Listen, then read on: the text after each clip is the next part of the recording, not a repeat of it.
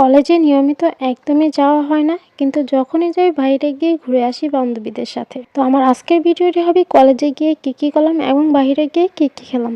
Hello guys, আসসালামু আলাইকুম। কেমন আছেন সবাই? আশা করি সবাই অনেক ভালো আছেন।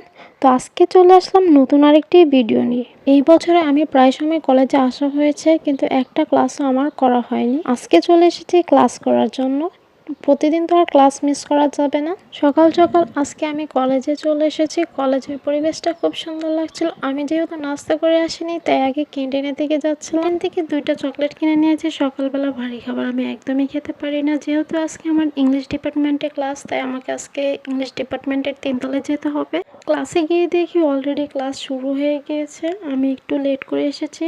ক্লাসের পড়াগুলো আমি নোট করে নিয়েছি এবং ক্লাসের ফাঁকে চকলেটটাও খেয়ে নিয়েছি। এটা ছিল কিছুদিন আগের ভিডিও। ছেলেকে কলেজে নিয়ে এসেছিলাম। কলেজে কিছু কাজ ছিল, তাই ছেলেকে এবং ছেলের বড় আম্মুকে নিয়ে এসেছিলাম। ছেলে তো কলেজে এসে বেশ খুশি। মায়ের কলেজে ছেলে এসে তো খুব আনন্দ করছিল, ঘোরাফেরা করছিল। আমি উপর থেকে দাঁড়িয়ে দেখছিলাম। ছেলে একবার এই পাশে ওই পাশে দৌড়াদৌড়ি করছিল। পুকুর সাইডের এরিয়াটা অনেক বেশি ভালো লাগে আমার কাছে। শহীদ মিনারের পাশে একটা মূর্তি ছিল, সেই মূর্তিটা ভেঙে দেওয়া হয়েছে। তো মাথার উপরে প্রচুর রোদ, এত গরম ছিল। সেদিন ক্লাসে গিয়েছিলাম, গরমের যন্ত্রণায় চলে গিয়েছিলাম পার্কে একটু ঠান্ডা জাতীয় কিছু খাওয়ার জন্য। তাই কলেজ থেকে বের হয়ে পড়লাম রনকের বড় আম্মুকে নিয়ে আজকে পার্কের উদ্দেশ্যে। আরেকটা কথা বলতে ভুলেই গিয়েছিলাম, রনকের বড় আম্মু বলতে কিন্তু সে আমার জাল হয় এবং আমরা দুজন সেম ক্লাসে পড়ি। তো পার্কে কিন্তু আমরা চলে এসেছি। পার্কের দৃশ্যটা দেখতে পাচ্ছেন, একদম নীরব। পার্কে কোনো দোকানপাট নেই দেখে কিন্তু খুব খারাপই লাগছিল। কারা জানি বলছিল এখানে হাঁটাহাঁটির অসুবিধা হয়, তার জন্য এই দোকানগুলো তুলে দেওয়া হয়েছে। আমি বলবো কি, এখন তারা এসে সারাদিন হাঁটাহাঁটি করুক, এখন বাসায় বসে কি করবে? এখন তো আর পার্কে কোনো দোকান নেই, তাই পার্কে তারা সারাদিন হাঁটাহাঁটি করুক। এসে মানুষ পার্কে আসে একটু ঘোরাফেরা করে, তারপর কিছু খাওয়ার জন্য।